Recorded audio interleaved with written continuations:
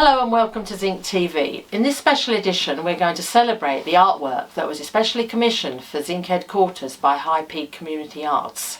This was unveiled by the High Peak Mayor, Paul Hardy, the local councillor, and he spoke to us after the event. First though, an appeal. Local lad Tom Hayes is supporting the High Peak Food Bank at Zink by doing something in a rather dramatic fashion. Let's go over to Tom to find out what this is all about. So Tom, tell us what you're planning to do. So on the 1st of May I've got a 300-foot bungee jump, which is something I've always aspired to do. And I'm quite nervous but excited at the same time. And I've decided to also put a donation page up for the High Peak Food Bank. Wow, that sounds really exciting but also very frightening. Have you actually thought this through, Tom? Yeah, I have thought it through. Like I say, it's been probably 14 years or something. I first saw my brother do it when we went on holiday to Greece.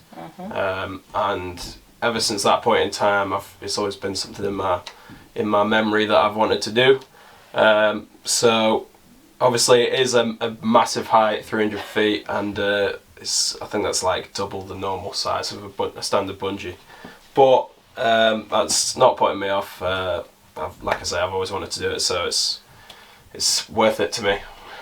Well, we don't want to put you off, Tom, but one of our trustees has sent in a video of her doing a bungee jump a few years ago. Let's take a look at it. Alright. Okay, can you stand up for me? Here we go. Those on the edge, like I said. Perfect. Arms straight forwards for me. Take a big deep breath. 3, 2, 1, bungee!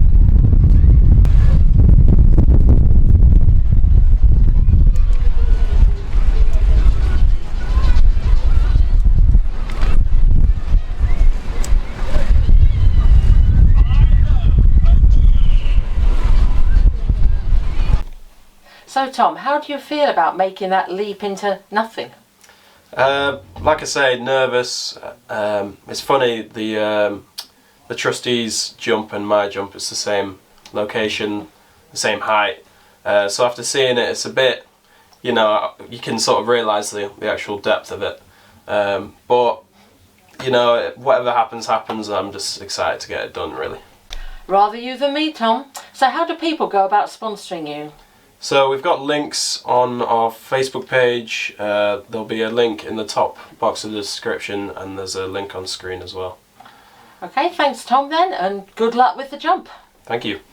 Behind me you can see some of the artwork that's been made especially for Zink HQ. Deputy CEO from Zink asked Alison Bowdry from the High Peak Community Arts what she thought on the project, and together they met up with the Mayor of the High Peak, Councillor Paul Hardy. So I'm here today with the Mayor of the High Peak, Councillor Paul Hardy, and he's kindly come today to unveil some of the artwork that's been produced by the Project Earth, which is led by Alison Bowdry. So could you tell us a little bit about the artwork, Alison? Yes, the installation that we made especially for the Zink HQ, is called Leaf Paper Leaf.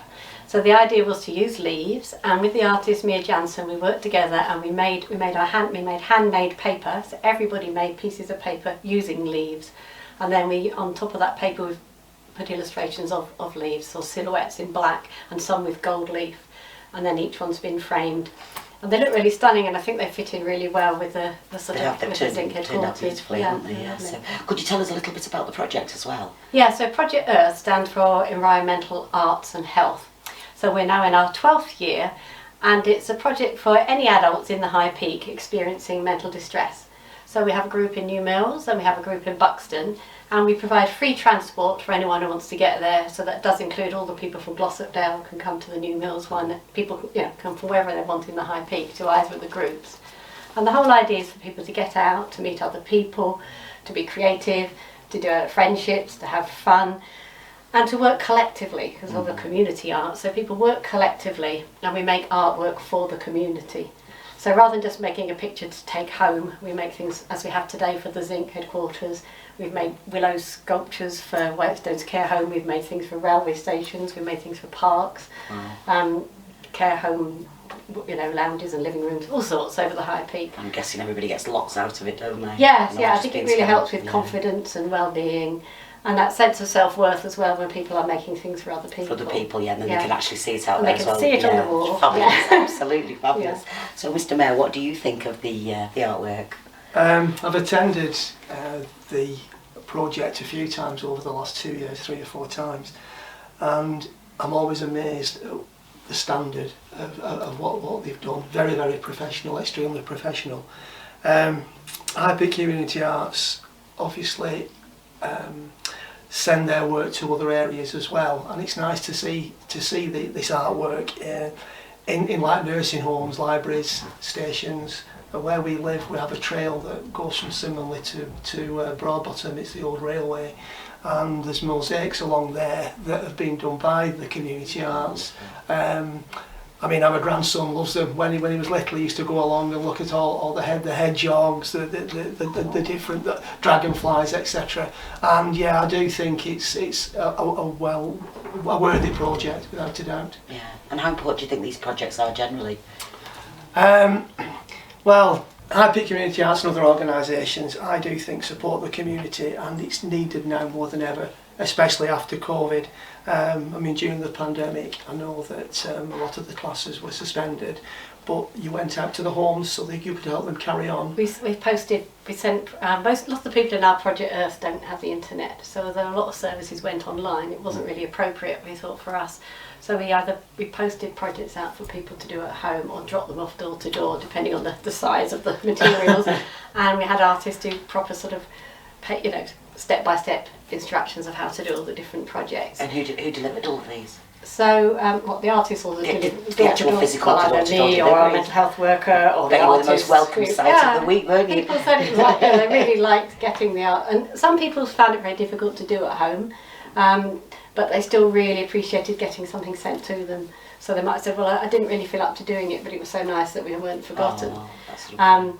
But I think, it was something that did help keep people going, and we still managed to do projects that were collective. So during the early lockdown, we've made a quilt for Ruben's retreat, an embroidered quilt on the Ugly Bug Ball, and then this spring-summer we did a huge Mexican-inspired wall hanging for the Bureau in Glossop. We made collages that are now up at St Anne's Parish And now Hall. we've got some artwork as well. And we've got some here. More on that interview later. First, it's time for our 1-minute recipe. Easter theme, individual flat cakes with 2 or 3 of mini eggs on the top. And obviously you can make them in any sort of container and then let them go cold and then cut them up into bars and decorate and do whatever you want. I've greased these really well with a bit of oil or butter or margarine, and then I've just put some flour in, and then I'm just going to make sure that they're really well covered right the way around the side and the base, and then I'm just going to tip out the excess flour like that. Margarine and some light brown sugar, but you can use granulated sugar, demerara sugar, or even soft brown sugar, and I've got some golden syrup. So the thing to do there is just to place it on the heat and let it very, very slowly melt. You don't want to get it too hot, like that, and then just add all the oats along with a bit of salt and mixed spice. You could actually put other spices in there. You could put nutmeg, cinnamon,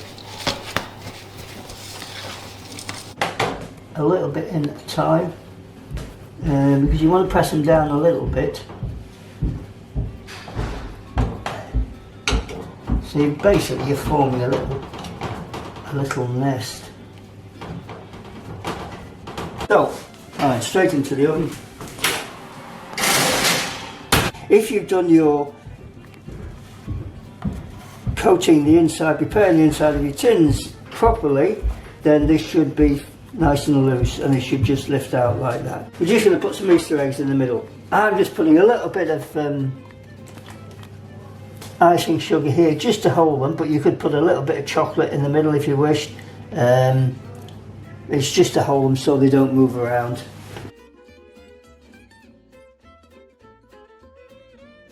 The Easter egg nest flapjacks.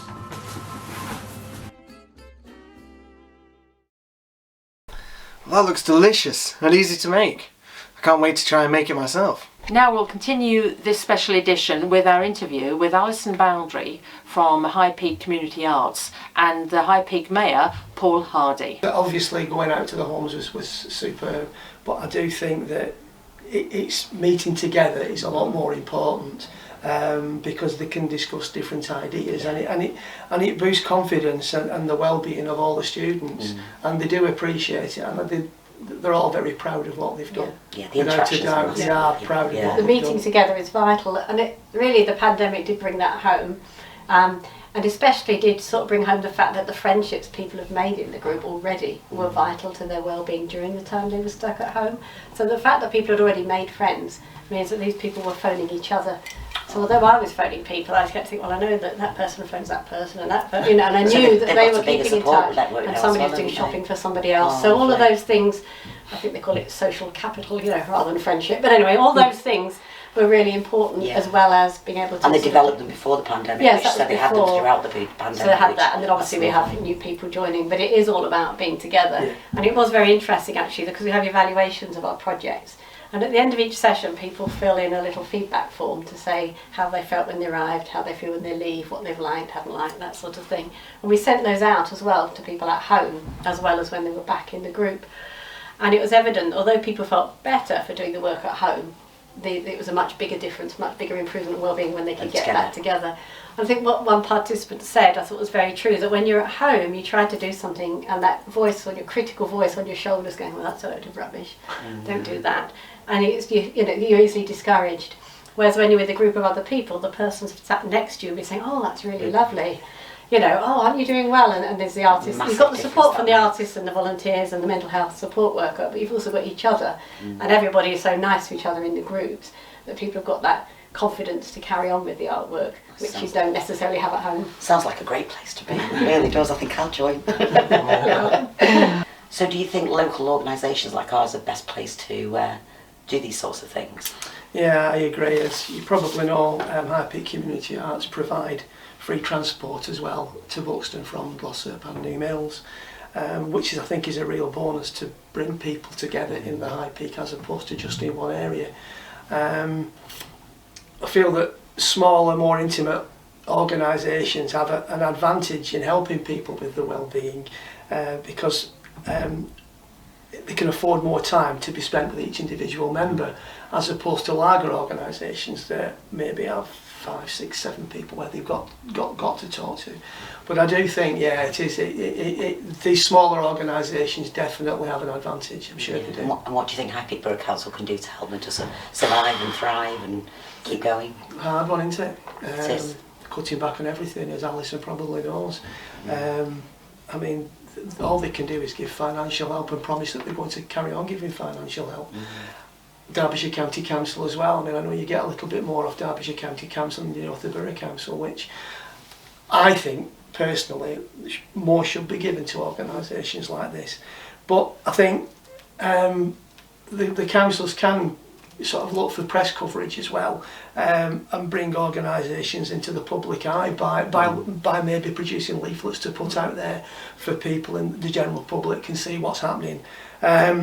I know borough councillors and county councillors do have an initiative fund, which we were talking about before, but it's not a fortune. It's so small what we get, but again I think a lot of the councillors should look at enterprises and organisations like this and probably donate some of their funding to it, because it's an asset to the community without a doubt. Yeah, well, thank you very much both for coming, and thank you for the beautiful artwork. And if you pass our thanks on to everybody who's done that, that'd be brilliant. Thank you. Thank you. And thank you for the breakfast. Pleasure. Well, that's it for this episode of Zink TV. Don't forget to sponsor Tom in his bungee jump. We'll see you next time.